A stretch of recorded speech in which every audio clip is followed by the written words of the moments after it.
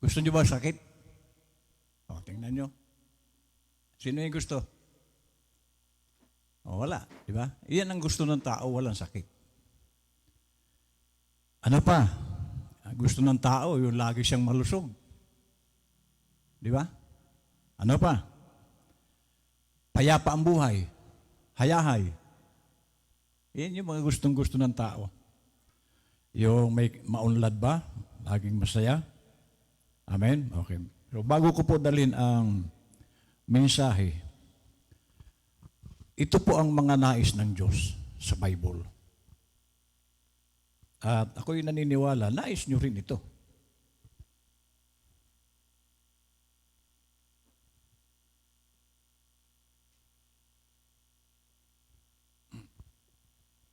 Okay, buksan nyo nga ang inyong mga Biblia. Deuteronomy, chapter 28.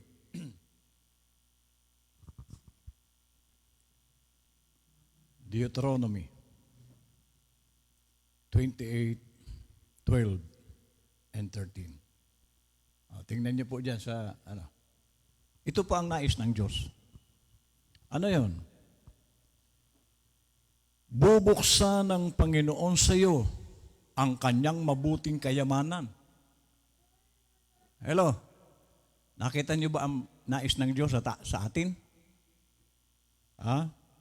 Ang langit upang ibigay ang ulan sa iyong lupain sa kapanahunan at upang pagpalain ang buong gawa ng iyong kamay at ikaw ay magpapahiram sa maraming bansa at ikaw ay hindi, plano ba ng Diyos yung mangutang tayo? Hindi niya po yan plano. Pero minsan napipilitan tayo. Although wala namang masama mangutang, basta't, alam mo nang utang ka? Bahala na. Wala pong masama sa utang, pero bayaran mo. Tama? So, ang plano talaga ng Diyos, ikaw ang magpapautang. Hindi ikaw ang mangungutang. Amen. Ulitin ko, hindi po masama ang mangutang. Basta, bayaran mo. Ano pa? Hindi ka hiram. 13. At gagawin ka ng Panginoon na ulo. Ibig sabihin, hindi ka utusan. Amen. Marami po ang nagiging katulong dahil, siyempre, walang-wala. Pero hindi po yan ang plano ng Diyos sa atin. Ang plano ng Diyos, ikaw mag-uutos. Hello, although dito sa church, ako nga dito, nagtatrabaho dito sa church. Okay lang yun. Pag sa Panginoon, utusan tayo. Pero kung ang tao ay alipin tayo, hindi na po biblical yun. Ano mo sabi niya? At gagawin ka ng Panginoon na ulot, hindi buntot. At ikaw ay magiging sa ibabaw lamang at hindi ka mapapasailalim kung iyong didinggin ang mga utos ng Panginoon mong Diyos na aking iniutos sa iyo sa araw na ito na iyong sundin at gawin. So, kung susunod pala tayo sa utos, hindi tayo magiging alila. Hindi na natin kailangan pumunta sa Saudi kasi doon aalilain tayo sa Saudi o saan mang bansa na pupunta natin. Mabuti kung pagpunta natin sa ibang bansa, tayo ang amo. Pero hindi pwede yun. May amo ka ron. So sabi rito, hindi ka na magiging alila o utosan, kundi ikaw ang dapat na nag-uutos. At hindi ka nahihiram. Amen. Ang ating kapatid sa abroad, bago nakaalis, ang daming utang. Di ba? No. Pero basta bayaran. Pero ang pinakamaganda rito, ang punto ng Bible, hindi mo na kailangan mangutang. Ikaw ngayon ang magpapautang. Ikaw, pastor, gusto niyo mangutang? Hello, kaya lang, wag na, magkakasala lang kayo. Dahil ang sabi ng Bible, wag ka mangungutang eh. Hello? Okay, John 14:13. Bible muna tayo, ha? John 14, verse 13. Lagi po natin itong nababanggit. John. Ano ba ito? Lumulundag ito. Bakit ganito ito? 14, verse 13. Ito po ang sabi ni Lord. At ang anumang inyong hingin, 13, at ang anumang inyong hingin sa aking pangalan, ay yaon ang aking gagawin upang ang Ama ay lumulahali sa anak. So, kaya pala hindi ka na mangungutang kasi ang sabi ni Lord, anuman ang inyong hingin, ibibigay ko. O paano ka pa mangungutang yan? Tama? Pero ang tanong, bakit nga ba maraming may utang? At bakit maraming naaano sa utang? Naranasan po namin yan. Noong kami po ay nagnegosyo dyan sa Galban, 3 lending ang inutangan namin. Grabe. Umiiyak na si Jackie yata noon. Pero kasama yan sa pagsubok. Nalusutan namin yun. Nabayaran namin lahat. Kaya sabi ko nga, pagka nangutang ka, bayaran mo. Pero naranasan po namin yan, kaya hindi po masama ang mangutang. May mga panahon na talagang dadaan ka dyan. Okay? Pero sabi rito, para hindi ka na mangutang, sabi niya, anuman anya ang inyong hingin sa Ama, sa aking pangalan, ay yaon ang aking gagawin. So hihingi lang pala tayo kay Lord. Pero ang tanong, lahat ba ng humihingi, bibigyan? Alam natin na mayroon pong hindi binibigyan ng Diyos. Ano kaya dahilan? Mamaya malalaman natin. Kung bakit may mga humihingi, hindi binibigyan. So ito, binabasa ko lang ito para makita natin ang assurance na pag tayo'y humihingi, meron. Kasi gaano ba yung hinihingi natin? Maliliit lang po ang hinihingi natin. Siya may-ari ng buong mundo, ang Diyos. O kung ang hinihingi mo lang 1 million, siya may-ari nitong mundo. Isang barita lang na malaking barita ng gold, may git 1 million na yan . Kung bigyan ka ni Lord ng isang truck na gold, baka hindi mo na mabilang yun. So assurance po ito na pag sabi niya, anuman ang inyong hingin, para hindi ka na mangutang. Para hindi ka na pumunta doon sa Saudi. John 10, verse 10. Ito po uli ang sabi ni Lord. Si Lord pa ito, uli. Hindi pumaparito ang magnanakaw, kundi upang magnakaw at pumatay at pumuksa. Ako'y naparito. Ayan. Yan po ang sadya ni Lord sa lupa nung bumaba siya. Ano ang kanyang sadya? Ako'y naparito upang sila'y magkaroon ng buhay. Anong klaseng buhay? At magkaroon ng kasaganaan ito. Sumasaganang buhay po ang pangarap ni Lord sa atin. Hindi po hirap. Hello, kaya ulitin ko rin, dinaanan din namin ng hirap. Sabi ko nga sa inyo, kahit kape, may bisita akong pastor, walang kape. Kahit bisikleta, wala. Kahit rayos man lang sana ng bisikleta, wala. Amen. Pero natapos na po yun. At dinaan naman kami ngayon ni Lord sa maayos. Amen. So sabi niya sa English, the thief cometh but not, but for to steal and to kill and to destroy. I am come that they might have life. Anong klaseng life? And that they might have it more abundantly. At sabi po ng propeta, kapag naranasan mo ng isang bagay, hindi mo na yun babalikan. Kaya salamat sa Diyos, hindi na kami babalik doon sa hirap. Hindi na kami babalik doon sa utang. Kami na ang magpapautang. Hello? Wala ba kayong plano na kayo naman magpautang? O kayo na lang ang lagi mangutang? Walang umiimik. Mamili kayo, mangutang o magpapautang? Mamaya tingnan ko nga kung sino magpapautang. Baka bunganga lang yung nagsalita ng magpapautang. Susubukan ko yung mamaya. Amen. Joshua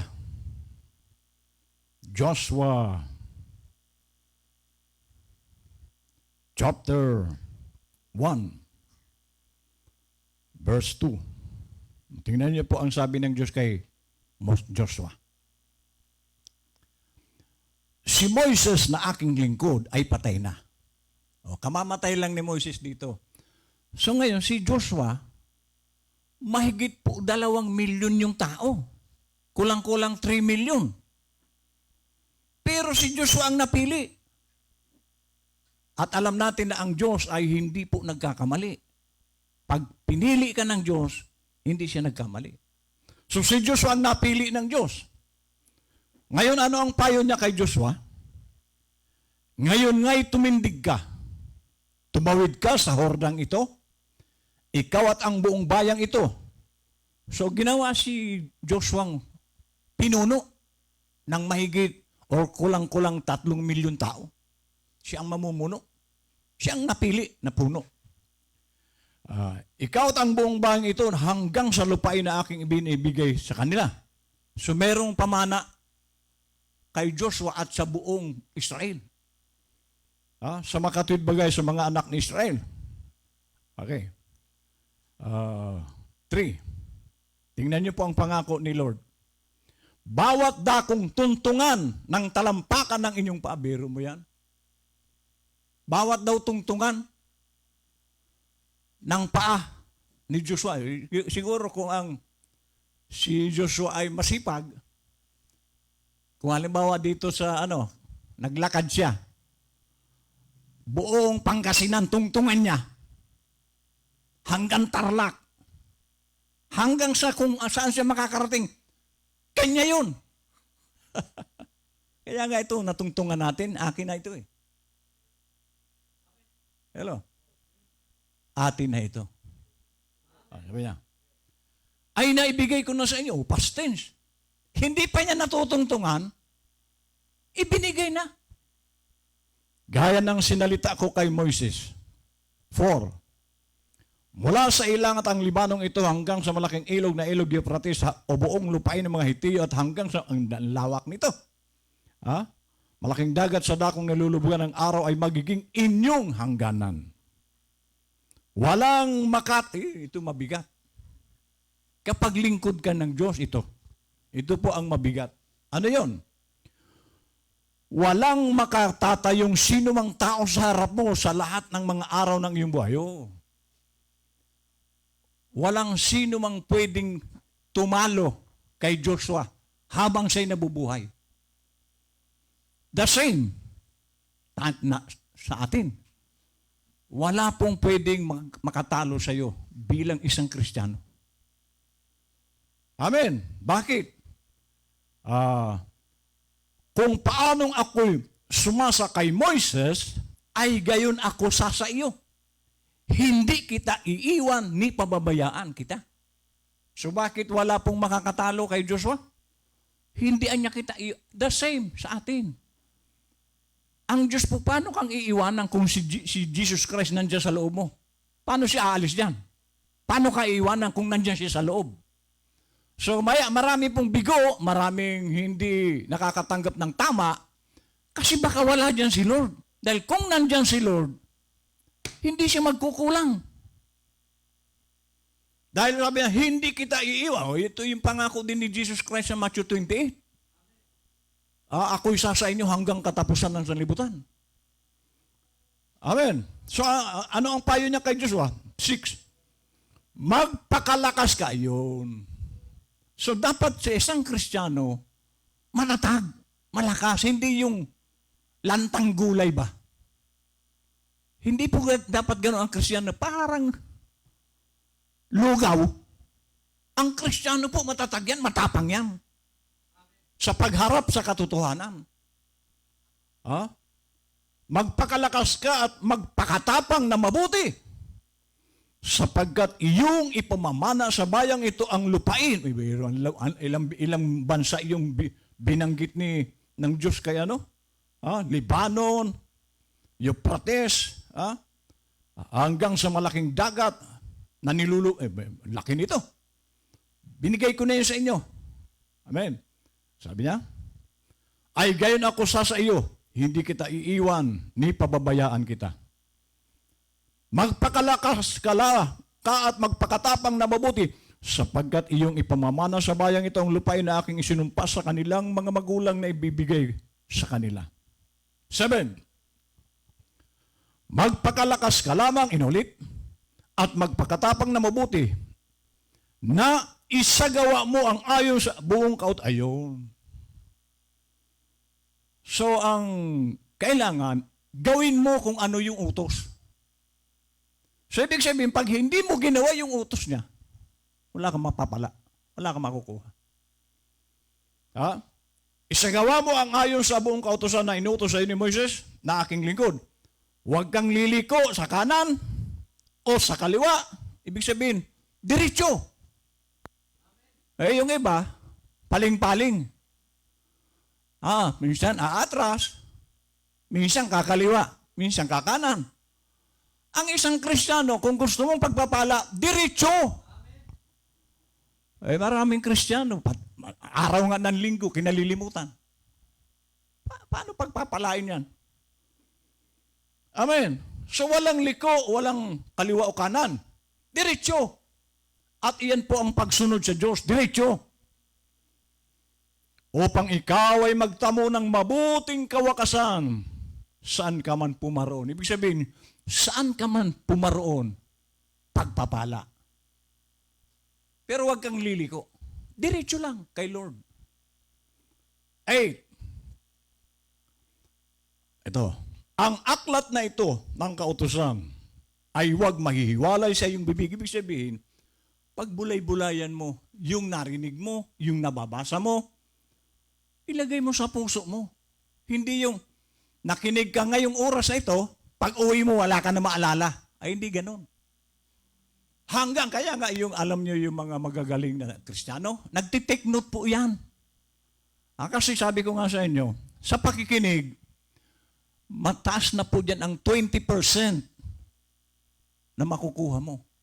Pero kung naka-take note ka, ay sabi ko nga sa inyo doon sa Bicol, na ako'y pumunta kami ni Dindo, hindi na ako gumawa ng mensahe.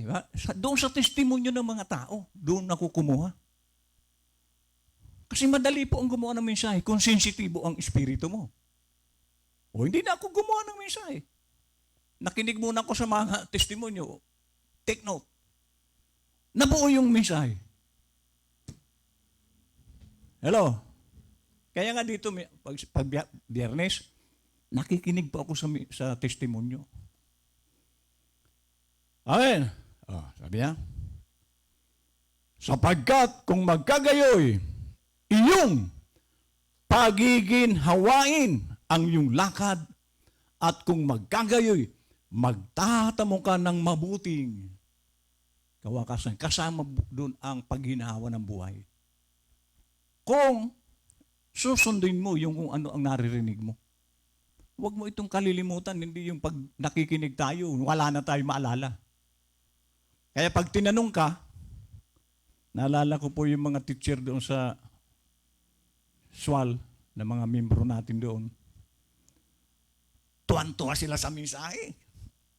Palakpakan sila. Nung umuwi na sila, may nasalubong na teacher, Sister, sayang hindi ka dumalo. Ang ganda ng mensahe. Ano ang niyang mensahe?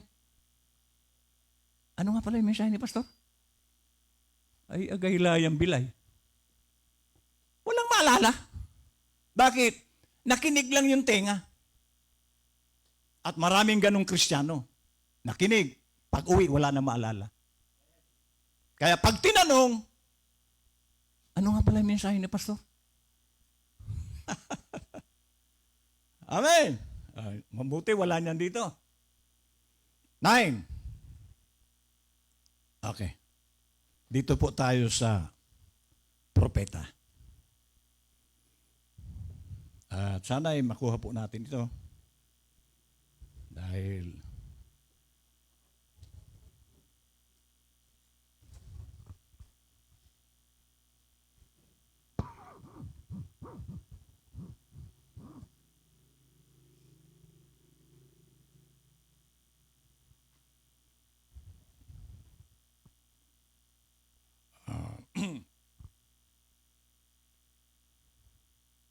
alam mo yung sarap po ng kapag ikaw ay Kristiyanong sumusunod, wala kang struggle.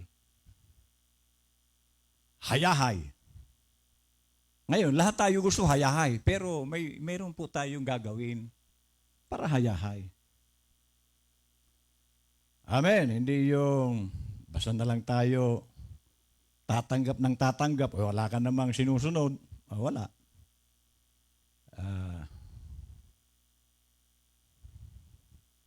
Okay. So, punta po tayo dito sa ano. Doon sa tanong na, bakit may mga sakit? Ano ang cause ng sakit? At paano natin maiwasan ang sakit? Dahil alam ko, lahat tayo gusto natin walang sakit. Pero paano ito maiwasan? Dahil ang sarap pong mabuhay na walang sakit. At kasi naranasan ko po magkasakit. Amen. Lahat tayo. Kasi tao tayo. Pero pwedeng maiwasan. Amen. Okay. Now, bago po ang propeta. Ito po ang mga kadalasan kung bakit nagkakasakit ang tao. Una, kapabayaan. Kapabayaan sa paglilinis, nakakakain tayo ng marumi. Okay, kakakain tayo ng hindi dapat. Kaya nga sabi ko nga sa inyo, dahil ako po noon ay minsan sumakit ang paa ko. Sabi ni Jackie, iwasan mo ang ganito. At nangyari naman. Nung iniwasan ko na yung mga pagkain na nagbibigay ng uric acid, maayos na. So may mga bagay tayong hindi dapat kainin. Merong dapat. Amen. So, wag mong pabayaan kasi templo po ito. O paano ka ngayon makakadalo kung namamaga ang paa mo? Di ba? So, ingat din tayo. Okay. Pangalawa, na sanhi ng sakit, minana. Namana sa magulang, sa lulo, o sino yung mga kamag-anak mo noon na merong sakit na meron ka. Mana. Ngayon, salamat sa Diyos kasi po ang lahi namin high blood. Ang daming namatay sa mga kamag-anak ko, high blood. Pero, awa ng Diyos, nung ako'y maborn again, naputol yung sumpa na yon. Amen. Kaya, awa ng Diyos, sa mga pamilya ko, walang high blood dyan. Kasi, putol na yung sumpa ng high blood. Pero ang labalan po, mostly high blood po yan. Amen? Katulad nung pinsan ko sa Nabutas, na high blood daw siya pag walang pera. Amen? Kayo ba ganun din? Na high blood pag walang pera. Ano pa? Nasanhin na sakit. Si Satanas. Ang Diyos po hindi po nagbibigay ng sakit. Kaya kung tayo po ay nagtitestimonyo na binigay sa akin ni Lord, ito, mali. Wala pong sakit si Lord para i-transfer sa iyo. Si Satanas meron. Kaya nga kung idodrawing ko si Satanas, kung anong itsura, ang daming bukol. Kasi nasa kanya galing ang kanser, mga lahat na ng sakit. Kaya ang itsura ni Satanas, monster. Dahil siya po ang nagbibigay na kadalasan sakit. Pero may sakit na sa'yo galing. Kapabayaan. Okay. At ang pinakamalala, ito pong sin of unbelief. Pag ito ang meron ka, katakot-takot na sakit ang pwede mong makuha. Pag dumapo sa iyo ang sin of unbelief. Amen. Okay, now, dito po sa ating propeta. Paano tayo makapamumuhay ng maayos? Paano tayo? Kasi marami po ang may sakit, hindi na po gumagaling. Hello? At nakakaawa naman kasi hindi naman po plano ng Diyos na hindi ka gumaling. Ang Diyos po, hindi sa Kanya galing ang sakit. At kung may sakit ka man, ay nakahanda ang Diyos na pagalingin ka. Pero bakit maraming hindi gumagaling? Manapal, lumalala pa. Ito po ang sabi ng ating If we could believe that our soul can be saved by faith, how much more ought we to believe that our body can also be healed by faith? So kung tayo daw ay naniniwala na ang kaluluwa natin ay pwedeng maligtas sa pamamagitan ng pananampalataya, how much more itong sakit? Kasi mas madali ang kagalingan kaysa sa kaligtasan. So, kung naligtas ka, yung kaluluwa mo, mas lalong dapat gumaling ka. Kasi mas mababaw po yun. Mas madaling gawin ang pagpapagaling kaysa sa kaligtasan mo. Sabi niya, the former seems to be even harder than the latter. So, mas madali yung kagalingan kaysa sa kaligtasan. The Bible tells us that the Pharisees charged Jesus of committing blasphemy because they have heard him say that he could forgive sins. Jesus rebuked them and said, which is easier? Alin ang mas madali? Kasi tinatawag siyang nagbablasphemy. Okay, sabi niya. Alin mas madali? To forgive sins or to say, rise up and walk? Alin mas madali? Ang magpatawad ng kasalanan o ang bumangon ka at lumakad?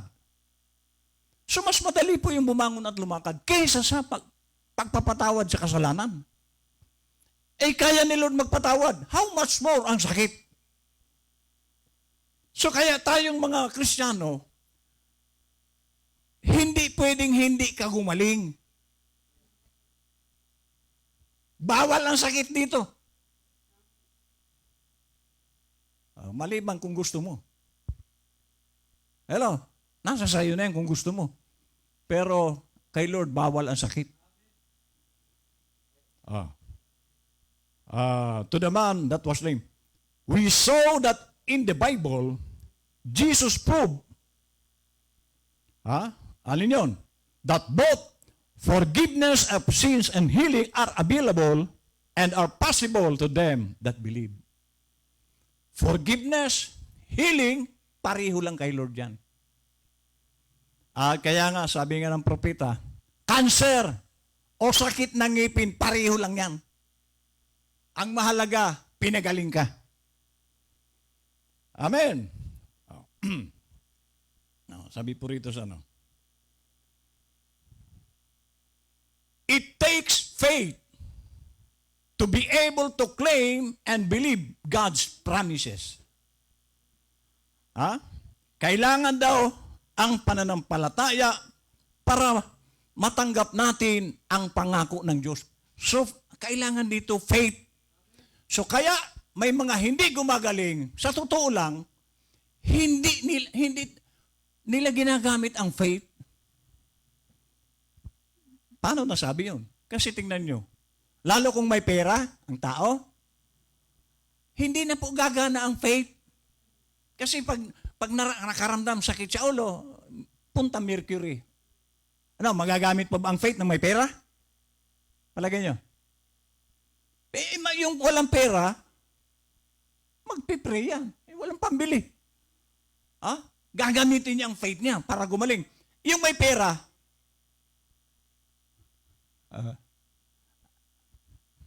asawa, bili ka nga ng masakit ang ulo ko. Nasaan yung faith doon? Nasa Mercury. Amen. So, kailangan daw ang faith para matanggap natin ang kanyang pangako. Faith is the evidence of things that you do not see, feel, taste, hear, or touch. Faith believes God's word no matter what circumstance nor opposition there is. So, napakahalaga po na sa isang Kristiyano talaga, hindi matatawag na Kristiyano ang isang tao, wala pong pananampalataya. So, may pera ka man sa wala, mas maganda na yung manampalataya ka, hindi ka gagastos. Hello? Pero ngayon, kung marami ka naman pera, kaya lang, paano ka pa nasabing mananampalataya? Ay puro ka Mercury. Nagamit mo pa ba ang pananampalataya mo? Lagi sa Mercury? Wala kang pananampalataya. At hindi ka pwedeng sabihin, Kristiyano.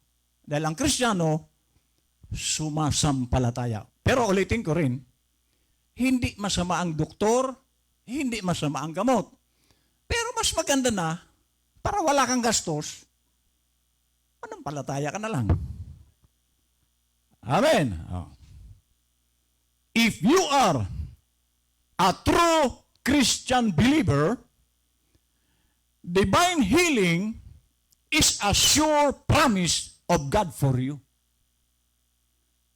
Kung ikaw ay totoong Kristiyanong mananampalataya, ang pagpapagaling ay isang tiyak na pangako ng Diyos para sa iyo. So ang divine healing po, pangako po yan ng Diyos at dapat tayo po gumaling. Kahit anong sakit yan. Wala pong malaki o maliit na sakit sa Diyos. Sabi ko nga sa iyo, di ba? Na ako naranasan ko rin. Pumasok ako sa ospital, Martes, Miyerkules, Huwebes ng gabi, nandito na ako. Biyernes, nangangaral na ako. Bakit? Si Lord nagpapagaling.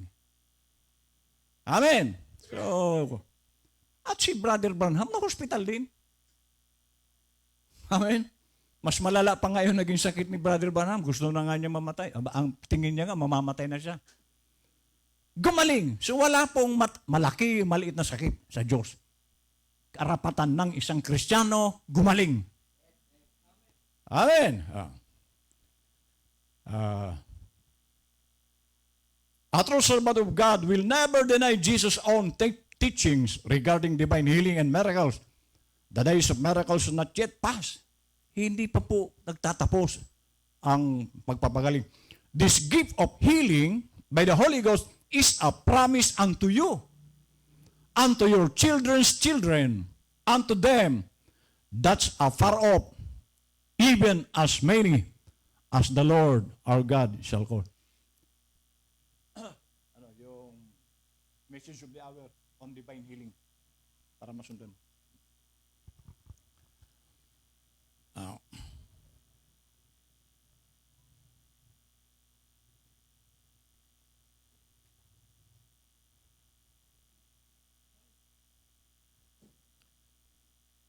Mark 16, verse 17. Jesus said, "These signs shall follow them that believe. In my name, they shall cast out devils. They shall lay hands on the sick, and they shall recover." Ayun. Mismong si Lord sa Bible, sabi niya, at ang mga tandang ito ay lalakip sa isang mananampalataya. So may tanda po ang mananampalataya. Sa pangalan ko niya, magpapalabas sila ng mga demonyo. At ipapatong nila ang kanilang mga kamay sa may sakit, at sila ay magsisigaling. At marami na po tayong pinag-pray, pinatungan ng kamay, gumaling. Kasi Sign po iyan ng mananampalataya. Amen. Surely this promise is only for true believers. So ang pangako daw na ito, para lang ito sa totoo na mananampalataya. So pag hindi ka mananampalatayang totoo at ikaw ay palsipikadong mananampalataya, hindi ka kailanman magpapagaling ng sakit. Hindi ka gagamitin ni Lord na magpagaling ng sakit kasi hindi ka naman mananampalataya. Pero kung mananampalataya ka, pwede mong ipanalangin ang tao dahil isa yung tanda na mananampalataya ka na gumaling yung taong may sakit sa prayer mo. Amen. Surely this promise is only for true believers and not for doubters and make-believers. O yun. Hindi po ito doon sa mga nagkukunwari lang. Hindi mo ito mararanasan. Doubting these promises of Jesus just show the lack of faith in an individual. Kasi po marami po ang pinagpipre mo, bakit hindi gumagaling? Kasi yung isip niya, gagaling kaya ako? Nagdududa ba? So pag tayo po pinagpipre, sa puso at isipan mo, gagaling ako. Dahil hindi naman po yung nagpipre ang magpapagaling sa iyo. Yung pananampalataya mo na gagaling ka. Pinagpre kita, hindi ka naman sumasampalataya, hindi ka gagaling. Dahil gagaling ang isang tao, yung pinananalangin na merong pananampalataya ang gagaling siya. Amen. Matthew 10:1. Ito po, mabigat ito.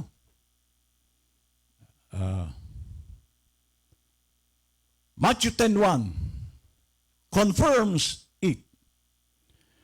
When he had called unto him his 12 disciples, yung 12 disipulo niya. Ano nung tawagin yung 12?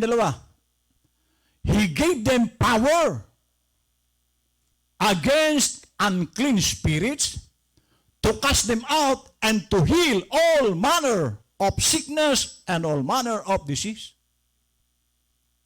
Lahat ng sakit, lahat ng karamdaman, mga masamang maruruming espiritu, ang utos ng Lord, palayasin nyo. Pagalingin nyo lahat ng may sakit at may karamdaman. Amen. So, authority po ito ng isang Kristiyano. Kasi may mga tao po na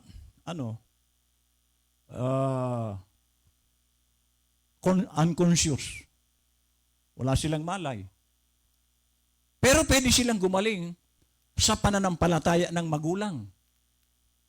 At ikaw. Pero unconscious sila. Amen. So, may karapatan silang gumaling. Okay. Ito po. Bakit maraming hindi gumagaling? Yan. Sickness and sin go together. Ayun.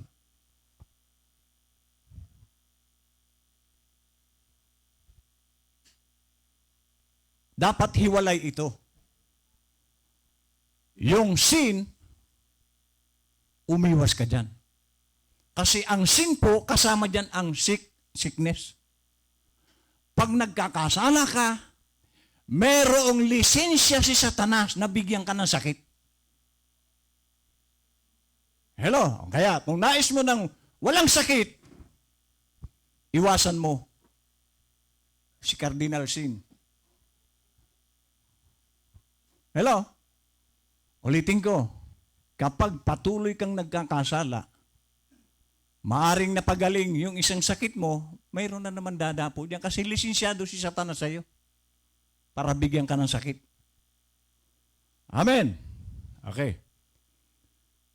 Sickness and sin go together. Magka-teamwork po yan. Kaya kahit ayaw mo ng sakit, gumagawa ka ng kasalanan, mag-teamwork po yan, magkasama yan. Kambal ang sakit at kasalanan. Kaya kung ayaw mo sakit, dalawa, kasi kahit na ayaw mo ng sakit, may kakambal po ang sakit. Sin. Kaya nga, tinuturuan tayo dito na kasi halimbawa po pagsisinungaling, naku, delikado pong sakit yan. Delikado pong dapuan ka ng sakit. So maging tapat po tayo. Amen. So sabi niya, sickness is a result of sin. Resulta ng sakit, sin ang dahilan. Kaya ulitin ko, kung ayaw mong sakit, dahil kasama po ng sakit ang sin, iwasan mo yung sin. Dahil ang sin, hindi po lamang sakit ang pwedeng ibigay sa iyo ni Satanas. Poverty. Hindi galing sa Diyos ang hirap. Si Adan at Eva, Eden, ang sarap ng buhay. Pero dahil nagkasala sila, inilabas sila doon ng Diyos. Ayaw nila doon tumira ang dalawa dahil sa kasalanan. So paano magiging maganda ang buhay ng isang taong nagkakasala? Kasama po sa ang kahirapan sa kasalanan. Kaya huwag tayong magtaka, bakit ganito ang buhay ko? Hindi ako umaangat, hindi ako umaabante. Yung kasalanan. Nais ba natin umunlad? Iwasan mo ang kasalanan. Maging totoo tayo kay Lord. Dahil doon kanya pagiginhawain, kung ikaw, katulad ng iwasan po natin yan. Amen. Kaya marami hindi umunlad. Paano? Biro mo, Diyos pinagnanakawan. Paano uunlad yan? So, sickness is a result of sin. Andiyan ba? Asa na yan? Ayun. Sickness is a result of sin. Ayun. So ano raw ang resulta ng sakit? Ng kasalanan? Sakit. Kaya pag nagkakasala ka, ulitin ko, merong lisensya. Para bagang meron kang ginawa na si Satanas, dala-dala yung warrant of arrest. Alam niyo ba yung warrant of arrest? Meron siyang karapatan na arestuhin ka at dalhin ka sa kulungan. Para kang si Turi. Amen. Sabi niya, when Adam and Eve were created by God, they had eternal life. Iyan po ang kalagayan ni Adan at Eva. Ang ganda. Wala siyang kamatayan. Sickness and death were never in Adam's vocabulary. So, wala pong kamatayan doon sa Eden. So, ibig sabihin, sa panahon ni Adan at Eva nang wala pang kasalanan, hindi natin alam kung ilang taon sila doon na walang kamatayan. Kasi pumasok lang ang kamatayan nung sila'y nagkasala. Kaya meron na pong kamatayan ang tao. Dati wala. Pero dahil sa kasalanan, pumasok, naging temporal na lang ang buhay ni Adan at Eva. Kasama tayo. Amen. Sickness and death were only issued when man had transgressed God's laws. Ayun. Pumasok ang kamatayan nung sinuway na nila ang utos ng Diyos. Kaya delikado po ang pagsuway sa utos ng Diyos. Diyan po nagpasimula ang kamatayan ng tao. Diyan nagpasimula ang hirap ni Adan at Eva. Nag-araro na siya. Ang masakit nun, wala pa noong mga high-tech na araro. Ang pangbungkal ni Adan noong na lupa. Bato na may tali.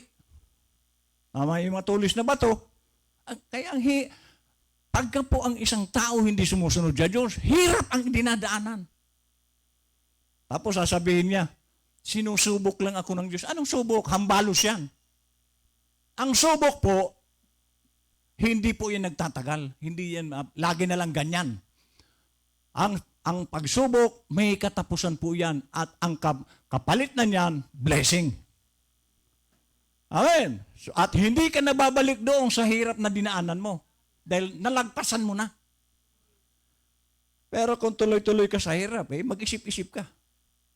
Baka meron kang hindi sinusunod sa sinasabi ng Diyos. Okay. Bakit sila nagkasala? Eve disbelieved God's word when God said, the moment you eat of the fruit of the tree thereof, that day you shall surely die. Hindi sila naniwala doon sa sinabi ni Lord na pag kumain kayo niyan, sigurado, mamamatay na kayo. Ay, hindi sila naniwala. O, yun. Nagpasimula ng hirap, nagpasimula na ang kamatayan. Hanggang sa naramdaman na rin, wala pa noong mercury. So kaya, pag may sakit si Adan siguro noon, kung ano-anong mga dahon, pantapal, yun na lang, walang mercury. Hindi katulad ngayon. May mercury, may doktor na titingin sa iyo, ito resita. Noon walang doktor. So sabi rito, Eve disbelieved God's word when God said, the moment you eat the fruit of the tree thereof, that day you shall surely die. Eve's unbelief caused every death and every sickness of man on earth. So ano daw ang pinagmulan ng mga sakit at kamatayan? Disbelief. Unbelief. Kaya napakalaki pong kasalanan yung unbelief. Yung hindi ka naniwala sa sinabi ng Diyos. Amen. Eve's doubting was the main reason why hospitals and cemeteries have to be built on earth. Ayun. So, yung kasalanan, kaya pala dumami ang hospital. Kaya pala may mga sementeryo. Ang dahilan niyan, kasi nung panahon ni Adan at Eva, wala pong sementeryo, walang hospital. Ngayon, habang dumadami ang tao, dumadami ang hospital. Dumadami ang sementeryo. At nagsisiksikan sa sementeryo. Ang dahilan niyan, kasalanan. At mayroong sinabi, ito maganda. May sinabi si Lord, may mga nakatayuan niya dyan na hindi mararanasan ang kamatayan. Isa yata ako doon, brother Dick. Baka isa ka rin doon. Mayroon pong hindi mamamatay physically. Katulad ni Elijah. Nag-ano na lang ang kanyang mga dyan sa ere. So, amen. So Eve's doubting was the main reason why hospitals and cemeteries have to be built on earth.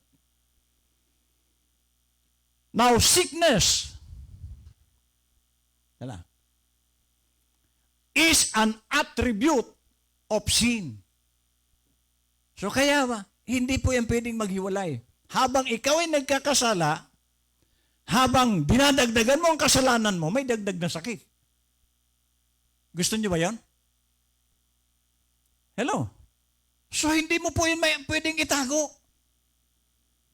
Kaya kung tayo po ay nagkakasakit, magbulay-bulay tayo, ano kaya ang nagawa ko? Kasi magkasama po yan.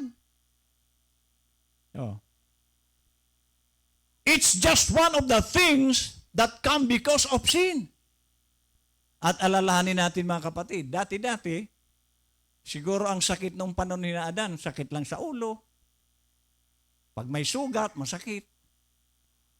Pero ngayon, libong uri ng sakit na meron ngayon. Kasi dumadami ang kasalanan. O sa panahon po ni Lot, Abraham, wala po noong na lalaki, lalaki at lalaki, kasal. Ngayon, bading, kinakasal na. Mas matindi po ang kasalanan ngayon kaysa noon. Noon, may mga bading, sila ng lalaki, pero walang kasal. Ngayon, mas matindi po ang kasalanan.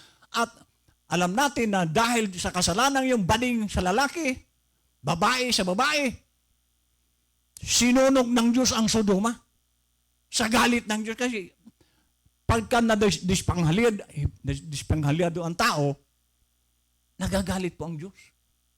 May babae, bakit? Babae rin ang asawa. Amen.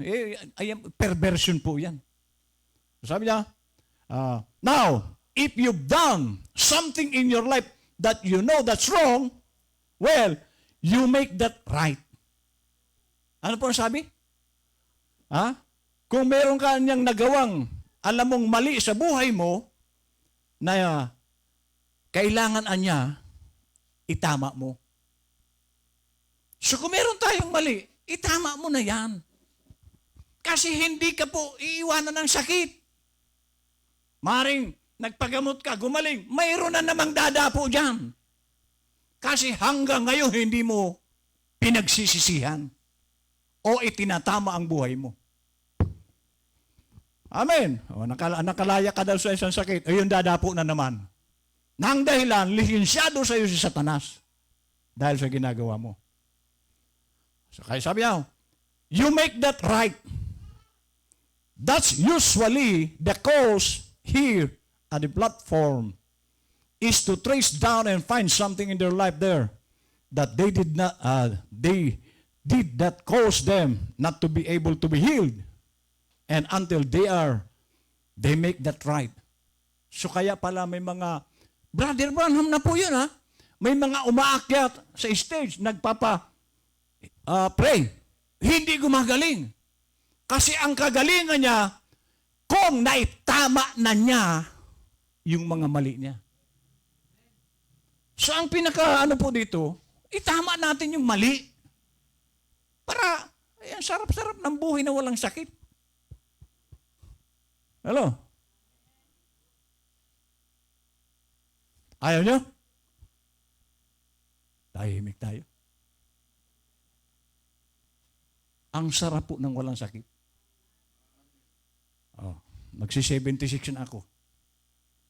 Malapit na. Kasi 75 na. 70. Sa awa ng Diyos, malusog, malakas. Amen. So, yung pong mga alam nating mali na ginagawa natin, itama mo na yan. Para ang pakiramdam po natin lagi malakas. Sabi niya, that's usually the cause here at the platform is to trace down and find something in their life that they did that caused them not to be able to be healed until kailan? They make that right. Hanggat hindi nila itinatama yung mga mali na ginagawa niya, hindi sila gagaling. And then, when they make that right with God, then God will heal them. So kailan siya makakatanggap ng kagalingan? Pag naitama na niya yung mali. At alam natin na ang kahirapan, sakit din po yan. Wala pong plano si Lord na maghirap tayo. Sabi nga ni Lord, kayo ang magpapahiram, hindi kayo mangungutang. Ulitin ko ang tanong. Mamili tayo. Mangutang o magpautang? Wala nang sumagot. Natakot na kayong utangan. Pero yan po totoo. Kung gusto mo na ikaw na yung nagpapautang, itama mo ang mali. Bakit? And then when they make that right with God, then God will heal them. Okay. So yan po ang Well, What is the head of all this cause that we're here this morning? What's the head of all of this, of it? What made all this sickness and sin and disgrace? It was sin. Kaya nga, tingnan niyo po, maging sa proteksyon ng Diyos, kapag patuloy ka sa kasalanan mo, nawawala ang proteksyon ng Diyos. Amen. Oh. Okay. Sickness. Okay. Before you had any sin, sickness is an attribute of something that follows sin. Magkakambal po kasi yun eh. If you don't have, no, okay. In other words, it's something that come out of sin. Yung lahat ng yun. Galing sa kasalanan po yun. There was no sickness or nothing. No worry, no nothing, no old age. Oh, hindi sila tumatanda noon. Huh? No breaking down, no heartaches, no broken homes, no nothing. It was just perfect. Well, what caused it? Was sin. So ang sin, kasi tingnan niyo po, bakit po bumaba si Lord? Na-disalign ang tao because of sin. So kailangan bumaba si Lord para maibalik tayo sa dating kalagayan si Adan natin. Tayo yun. Amen. Namatay si Lord para lang tayo maibalik. So kaya nga, ang kasama lang ni Lord, yung lumalayo sa sin. Kaya kung ikaw hanggang ngayon, dala-dala mo yung kasalanan, mahirapan ka makapasok doon. Okay. It was just perfect. Well, what caused it? Was sin. Is-I-in. What caused it? Was sin. Sabi niya. Then sickness followed sin. Broken homes, attributes, immoral livings, and all those things followed sin. Now, if you kill sin, you've got to kill the attributes. So, pag ang kasalanan daw, pinatay mo na, lahat ng attributes, ano yung attributes? Kahirapan, sakit, karamdaman, sumpa. Pamamatay na rin yun. Dahil pinatay mo na yung ugat. Ano yung ugat? Sin. So pag pinatay na ng tao ang kasalanan sa buhay niya, patay na rin po yung attributes niyan, yung mga karamdaman na. Hindi na po yung papasok sa iyo. Bakit? Patay na yung pinagmumulan. Paano yan papasok pa sa iyo? Pinatay mo na yung pinagmumulan ng sakit. Ano yung pinagmumulan ng sakit? Sin. Kaya kung ayaw nating sakit, ang unang-unang dapat na mamatay, sin. Pati immoral livings, attribute po yan. Bakit na dispalinghado ang tao? Yung lalaki, hindi naman siya babae, asal babae. Amen. Yung babae naman, asal lalaki. Disalign po yan, disalignment. Ang dahilan yan, kasalanan. Now, if you kill sin, you've got to kill the attributes. Haven't you? You can touch, you can fool with sin, lest you're fooling with this. And when you're fooling this, it results in sin. Now, if you kill sin, then you kill the whole thing. So, ang kahirapan pala, sakit, lahat ng mga negatibong ayaw natin, kung ayaw natin na iyon ay pumasok sa ating buhay, ang papatayin lang natin dito, sin. Pag napatay mo na ang sin, hindi po yan papasok na sakit. Kasi patay na, anong sakit pang papasok? Pinatay mo na nga yung ugat. Kahirapan, hindi na rin yan papasok sa'yo. Kasi yung pinagmumulan ng kahirapan, patay na. O so nakita po ba natin kung paano mawala ang kahirapan, sakit? Patayin mo. Sin. Last. And now, you say, sickness, sometimes you have sick and say, did I sin? Okay, minsan na niya, nagkasakit ka, nagtatanong ka, nagkasala ba ako? Bakit ako may sakit? Okay. Oh, might not have been your sin, but you remember the sicknesses, visit up.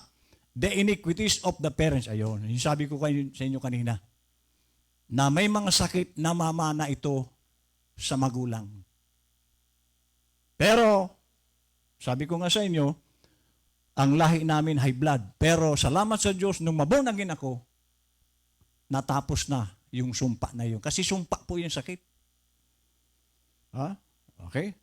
And upon the children and the children's children and their children, on to the third and fourth generation. And it's just a wearing down, wearing out of the human bodies, and sin piling up, and so forth, like mineral and so forth. So, kumakala, ayan, gumagapang po yan mula doon sa ating magulang. Kaya meron nga po ako nakikita dyan sa suhal. Ang lahi po nila, ganun. So, umano yan sa mga anak, mga apo. Pero pag bunagigan, totoo, sa pagdating sa buhay mo, matatapos po ang sumpa. Kasi sumpa po yan. From third to fourth generation po yan. Gagapang yan. Kaya hindi tayo dapat magtaka, bakit may ganito? I-trace mo ang pinagmulan yan. May pinagmanahan yan. Amen? Okay. Okay. Just think, what caused every sickness, every heartache, every death, every trouble, every sorrow? This little spastic child, all these things, cripples, blind, every hospital to be built, because one person just misbelieved one little part of the word. That was Eve. Si Eva po ang nagdala ng kasalanan, nadamay tayo. Pero, makakawala po tayo sa sumpa na yan pag iniwasan po natin ang kasalanan. Amen! God bless. May natutunan ba tayo? Pwede na po tayo magkape.